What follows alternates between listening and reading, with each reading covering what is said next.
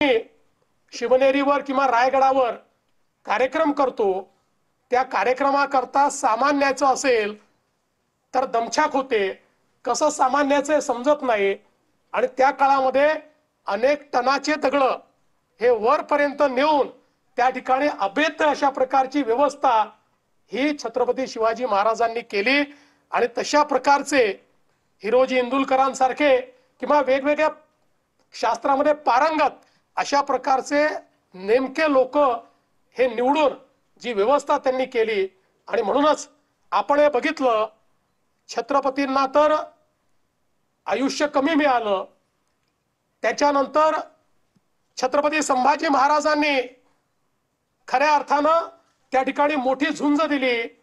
पण औरंगजेबाला वाटायचं की यानंतर मात्र आता कोणी टिकणार नाही आणि आपण या स्वराज्याचा कब्जा घेऊ। पण त्यानंतर देखील मराठे लढत राहिले आणि शेवटपर्यंत औरंगजेबाची कबर झाली, पण या ठिकाणी स्वराज्य संपलं नाही।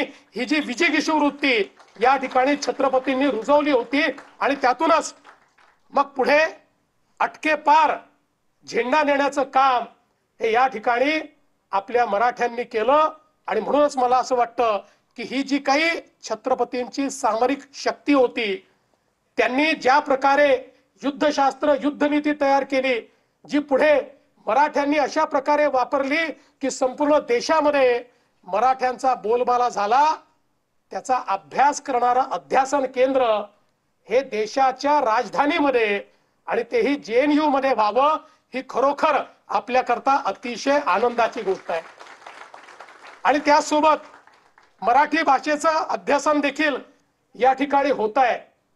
मराठी भाषा जी देशातली एक अतिशय प्राचीन भाषा आहे, खरं म्हणजे मराठी भाषेच्या संदर्भात ज्यावेळी हिला अभिजात भाषेचा दर्जा दिला पाहिजे अशा प्रकारची विनंती आपण केली आणि त्यावेळी मराठी भाषा अभिजात भाषा कशी आहे या संदर्भातले पुरावे सादर केले, त्यावेळी असं लक्षात आलं की या देशातल्या अतिप्राचीन भाषांपैकी एक मराठी भाषा आहे, ज्याचे इतके पुरावे हे आपल्याला मिळाले। आणि देशाच्या प्रधानमंत्री महोदयांनी मोदीजींनी आपली मागणी स्वीकारली आणि आपल्या मराठीला अभिजात भाषेचा दर्जा त्या ठिकाणी दिला। मराठी नेहमीच अभिजात होती, पण शेवटी कधीतरी त्याला राजाश्रय हा मिळणं देखील गरजेचं असतं आणि त्याच्यावर राजमुद्रा लागणं देखील गरजेचं असतं। ते अभिजात भाषेच्या दर्जामुळे या ठिकाणी लागलं आणि आपल्या सर्वांकरता ही अतिशय अभिमानाची गोष्ट झाली। खरं म्हणजे राजमुद्रेचा विषय आला म्हणून मला हे देखील सांगितलं पाहिजे की छत्रपती शिवरायांची राजमुद्रा ही मोदीजींनी आपल्या नेव्हीच्या ध्वजावर त्या ठिकाणी अंकित केली आणि वर्षानुवर्ष जी इंग्रजांची राजमुद्रा होती ती काढून किंवा त्यांचं जे काही त्या ठिकाणी सिंबॉल होता तो काढून ही राजमुद्रा त्या ठिकाणी लावली आणि आता मराठीची राजमुद्रा देखील या ठिकाणी लागलेली आहे। आणि म्हणूनच आता आमचे उदयजी जे म्हणाले ते अतिशय खरं आहे, या मराठी भाषेने आपल्या संपूर्ण भारताला समृद्ध केलेलं आहे।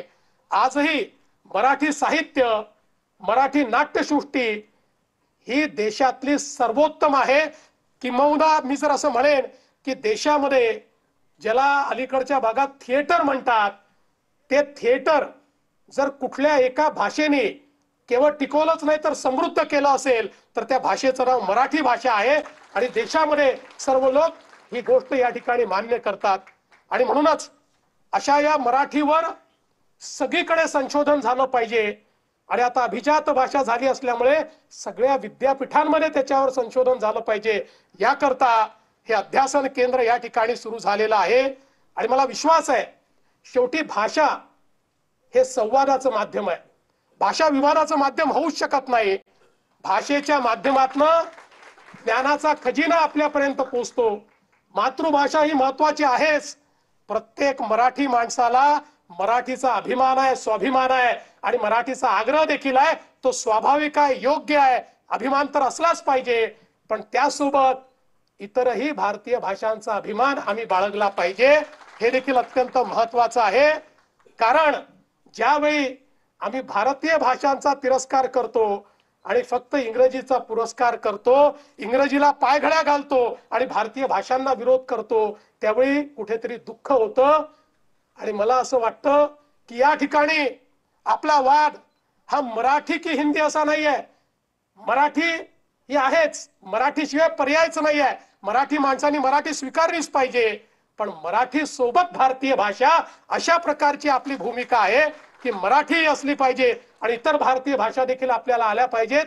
आज तमिळ सारखी भाषा जी एक अतिशय प्राचीन भाषा आहे, या भाषेचं ज्ञान केवढं आहे, त्या भाषेमधलं साहित्य केवढं आहे, त्या भाषेमध्ये मगाशी राजराजेश्वर चोला यांचा तुम्ही उल्लेख केला. ज्या चोला डायनस्टीने 1000 वर्षापर्यंत आपल्या संस्कृतीचा झेंडा बुलंद ठेवला, आम्ही त्यांच्याबद्दल जर शिकलो नाही तर आम्ही करंटे ठरवू. आणि म्हणून त्याही भाषेचा स्वाभिमान आम्हाला का वाटू नये, कुठल्याही भारतीय भाषेचा अभिमान वाटला पाहिजे. आणि अर्थातच आपल्या स्वभाषेचा, आपल्या मातृभाषेचा अतिशय चांगला अभिमान हा आपल्याला वाटला पाहिजे. आणि म्हणूनच मी नेहमी असं म्हणतो की मराठी माणूस संकुचित विचार करू शकत नाही. याचं कारण छत्रपतींनी आपल्याला संकुचित विचार करायला शिकवलंच नाही.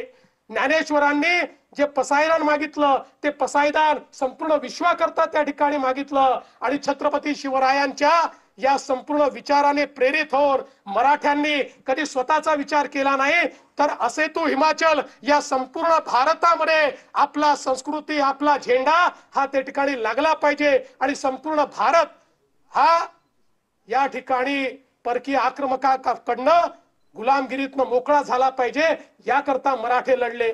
आज आपल्याला